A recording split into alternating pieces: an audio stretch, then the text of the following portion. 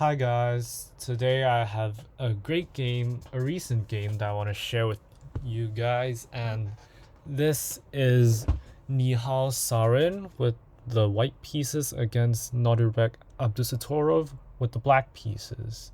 So this happened in round 5 of the Chennai Grandmaster Festival, and yeah, this was a very convincing game won by Nodirbek with the black pieces. Now let's see how the game went.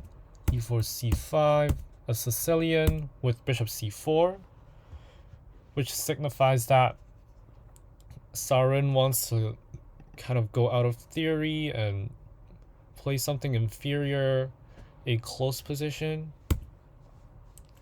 Now some developing moves. Now Nodirbek's idea is very interesting because, as you can see, he goes for the double fianchetto, which is a very hyper modern idea, but it's very good because you strike later in the center, while the bishops would be very strong in these long diagonals. So both sides finishing development. Here e6 is already preparing for d5, right? And then trying to open up the position for the fianchetto bishop.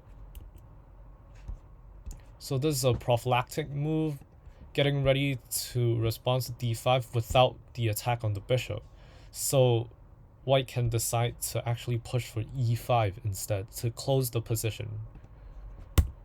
Here h6, bishop goes back to e3, which I think is a slight inaccuracy. Now the bishop belongs to this diagonal because it attacks this pawn, right? So if black advances for d5, then white has choices of maybe going e5, although here knight h5 will hit and the bishop can't go back to this diagonal, and this pawn is very weak. And after bishop g3, black can happily trade down the bishop for the knight. So maybe here you don't need to rush it. Black has no threats to like open up the position and stuff, so you can go like h3 and provide a diagonal, a square to the bishop to stay in this diagonal. So here he went bishop e3, which is kind of passive, but it's fine. Now queen c7. You see, if the bishop was here, then this pawn would have been pinned right here. And there is some ideas of maybe e5 breaking up here. Takes, and then the position would be better for white. Now Sarin goes h3, but then the bishop coming back to f4 would be a waste of a tempo, right? Nodirbek brings the rooks to the center, maybe rook f to e8 later.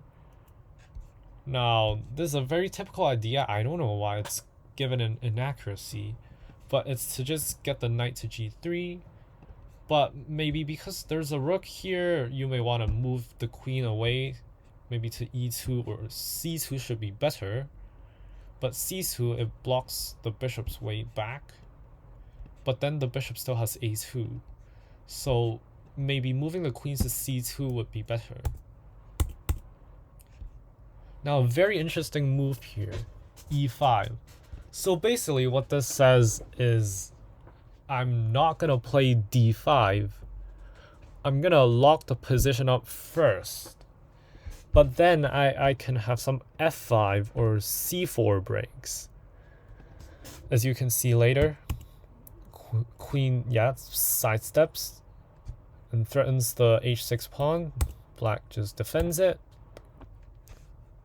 Now knight h2 is also a very typical idea, to go to g4 and try to trade off this knight, because this f6 knight is a very good defender of the black king. And after the trade right here, this double pawn is fine because you can always push for g5, and then if h5, then you can always use your other pawn to push to g4 when necessary. So knight attacks the bishop, bishop goes back. But honestly, the bishop should stay in this diagonal because it just controls the d5 c4 square, which is very important. Because after the bishop comes back, then there's this resource, c4. Now, what c4 does is to break up this pawn chain. And you cannot go d4 because then e4 is hanging, right?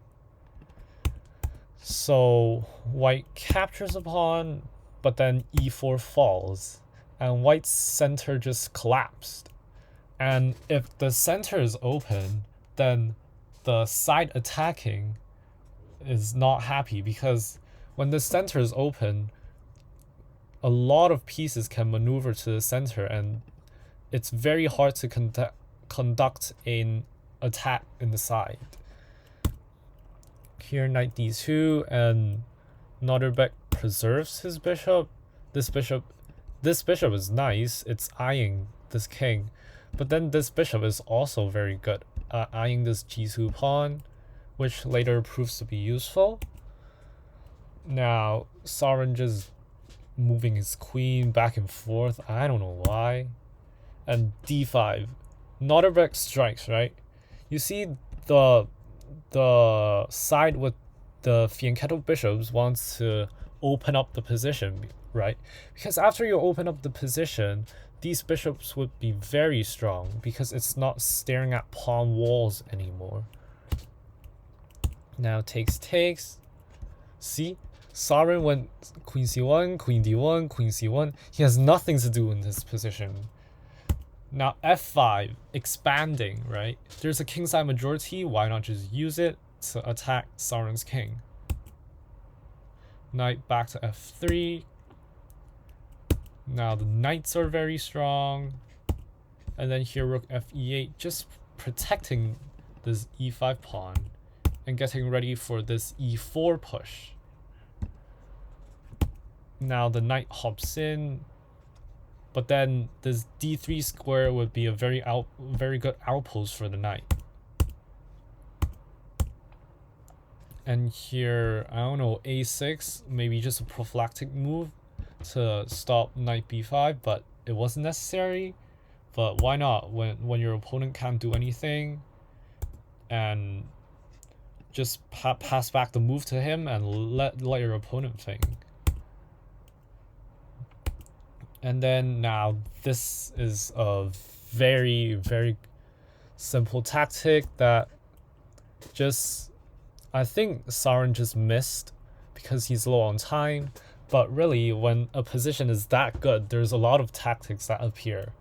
So strategic play would turn into tactical play.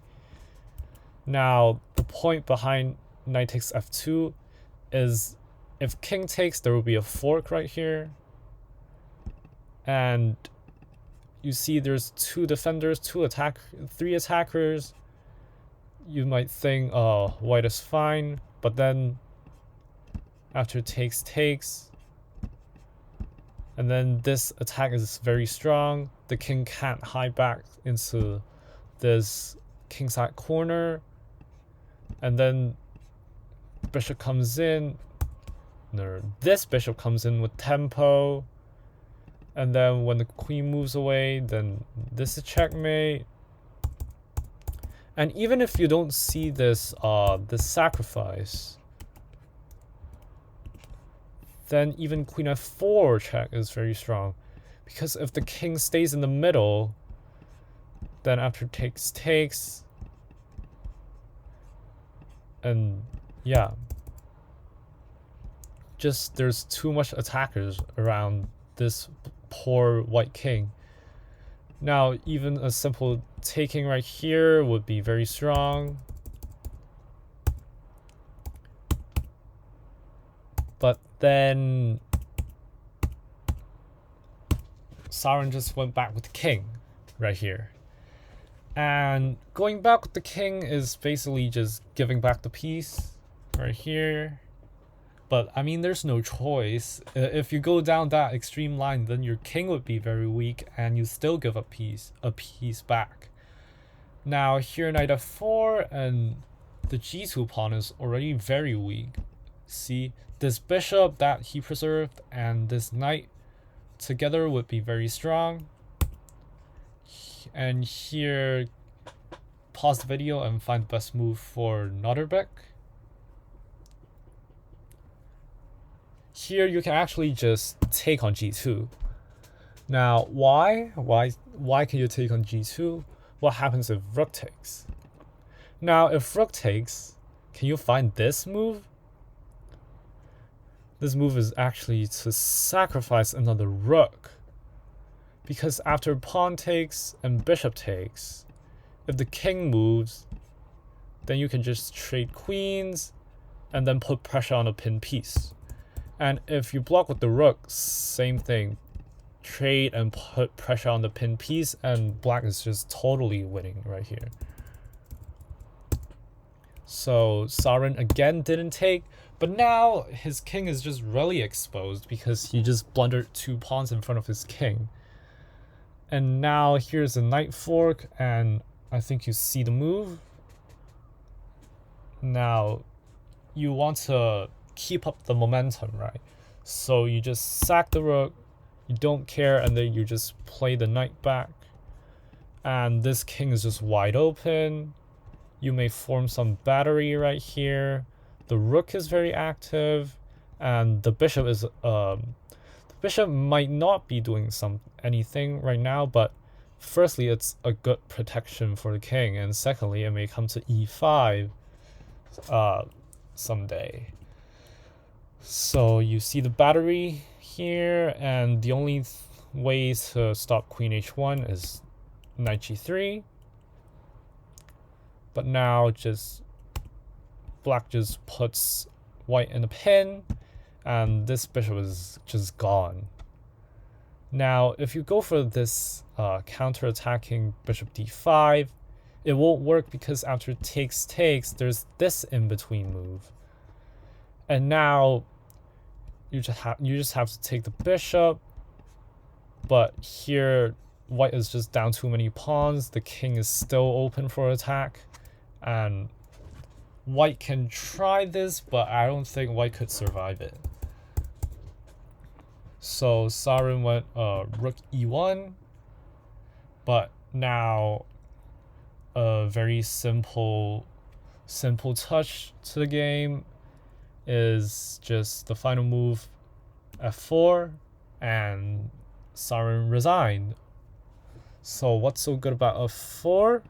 This is just a simple tactic to try and remove the guard of whatever. So the plan is to remove the guard of h1, because if the knight moves, then just queen h1 checkmate. But then this pawn is unprotected, right? So why not just rook takes? Because now you remove the guard of g2, and just you lose the bishop, and then wherever your queen moves, you also lose the rook, because if queen takes, then queen g2. You don't even have time to take this h4 knight. So that's this game. A beautiful game played by Nodirbek, and I hope you learned a lot in this video. Make sure to like and subscribe, and I'll see you all next time. Bye.